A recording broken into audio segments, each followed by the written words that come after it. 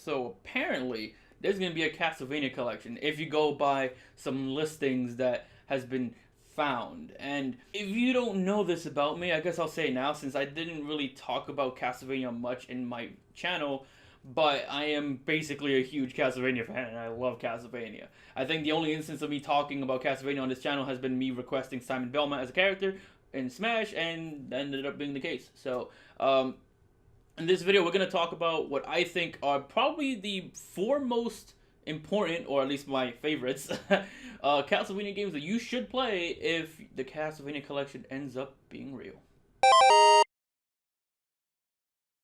Now, I want to start off by saying that I don't own these games anymore. A lot of them are older titles, and as much as I love Castlevania, I don't really have the space to really just like own these old ass games and play them or anything like that. I can't really afford to do that. But, you know, shit happens, right? So, I guess I'll just talk about them and we'll just like get through that, right? First off, definitely you need to play Castlevania Rondo of Blood. Rondo of Blood is basically, if you are someone who's, you know, a Smash player, and chances are if you're here, you are. So, hey, what's up? It's the game Richter Belmont comes from. And Richter's story is kind of important to the general, like, span of the games. Like, to a certain degree, too. It's kind of like... It's hard to explain, but basically, to a certain point, the story of Castlevania becomes very, like, straightforward. And it's kind of recommended that you do play these games in that order. Now, you don't necessarily have to, but Rondo of Blood just happens to be probably the best classic Castlevania game.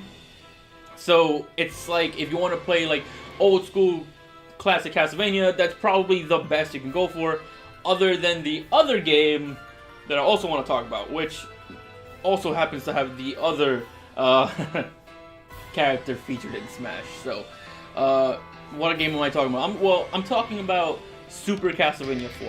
Now, part of me was going back and forth on whether or not to include Super Castlevania 4 in this video, because Castlevania 3, Dracula's Curse, actually is the one that has like the story tie to Rondo of Blood, like more or less directly. I mean, not really directly, but let's just say there's certain things that are, you know, tied together in that regard. But Castlevania 3, while it's very good, can be kind of hard for new players. Not saying that that's a bad thing. If you are a player who's up for the challenge, play Dracula's Curse. It's amazing. But the reason why I say Super Castlevania 4 is my second game in this list is because that not only is the game more accessible and has like these cool effects with like that they did with the Super Nintendo at the time, and it also has like the really good level design. It's the only Castlevania that allows you to hit with 8 directions instead of just hitting straight forward with your whip, which is awesome. Like, it's really fun. Another reason why I mentioned Super Castlevania 4 is because for a lot of people, it's also their personal favorite classic Castlevania style game. So, depending on who you are, it's either Rondo of Blood or Super Castlevania 4. Rondo of Blood, I feel, has the better level design and more of a challenge to it, while Super Castlevania 4 has just like the better gameplay overall and like just the really good effects and whatnot. So it could go either way. Personally, I love Super Castlevania 4 a lot. It just feels more free and fun to play, while Rondo of Blood is just really a really good game. So regardless, both of them you should check out. They're really good games.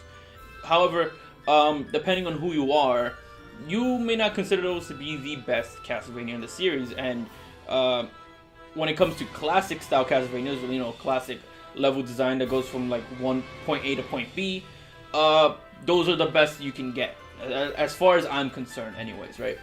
But as you may or may not know, at a certain point, Castlevania kind of went through this sort of change in the series where they went from that point A to point B style gameplay to something more akin to Metroid. So it became, you know, a Metroidvania. Part of the name, right? So when the games took that shift, they took it with Castlevania Symphony of the Night, which in my personal opinion is the best Castlevania game of all time and is third on this beautiful list.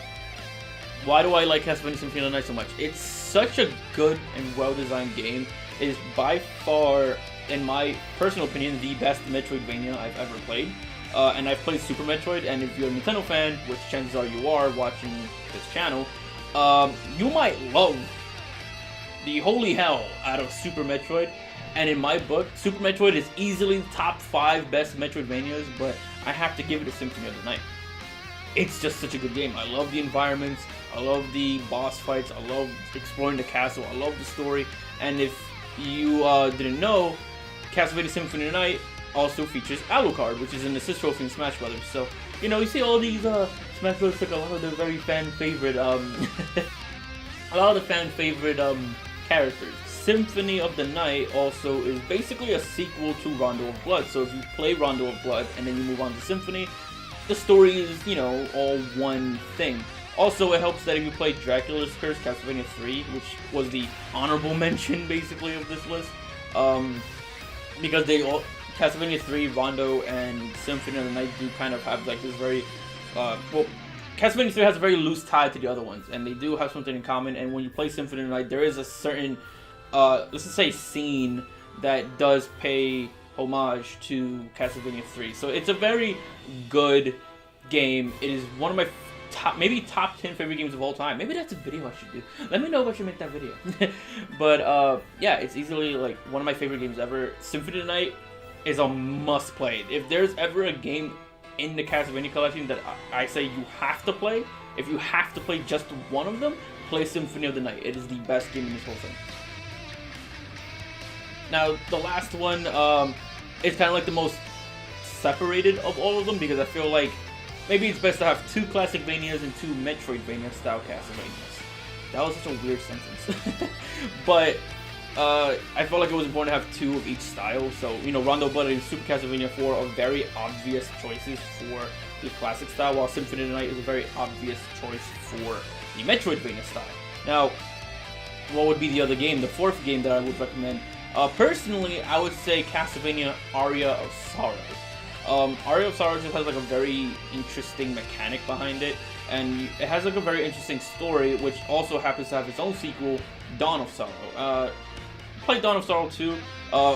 The thing is that makes this a little more complicated is that we don't know how far this rumored Castlevania collection will go.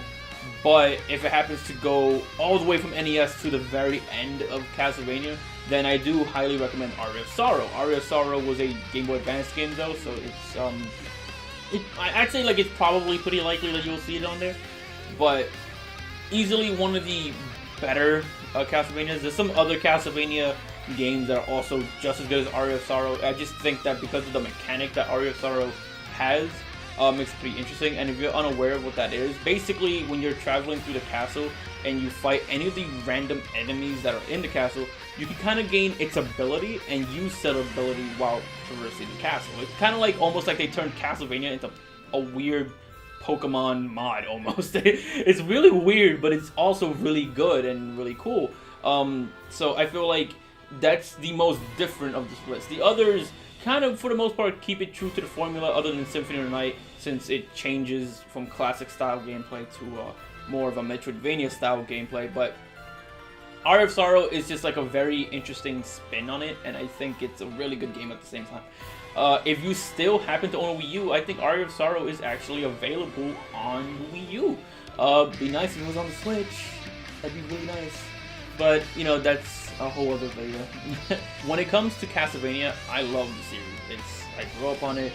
It's extremely difficult, especially with the earlier games. As it got older, it didn't really, you know, keep up that difficulty. But the games are fantastic, and I just wish that it was more active these days. Now, another honorable mention before I end this video, if you have not played it, Bloodstained Curse of the Moon is basically Castlevania, but not Castlevania.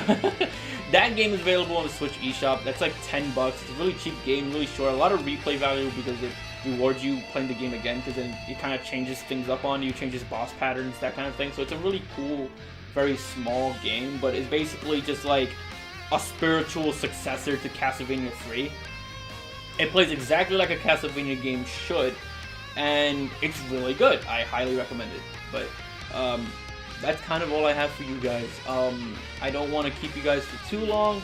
But just to reiterate my top 4 Castlevania games that you should play if this collection is true: Super Castlevania IV, Rondo of Blood, Castlevania Symphony of the Night, and Castlevania Aria of Sorrow. So definitely play those games if this collection ends up coming to fruition. But that's all I want to say. If you happen to be a fan of Castlevania, maybe you should let me know what your favorite Castlevania game is. Personally, I'm biased in saying that Symphony of the Night is my favorite. But maybe you are someone who has very different tastes than I do. So definitely let me know how you feel. And also like the video if you like it, dislike it if you disliked it. Follow me on Twitter because I have to tell everyone that now. Because YouTube wants to be the way they are. But follow me on Twitter at ShiftyIsMe. And that's basically all I have for you guys today. So take care. I'll see you guys in the next one.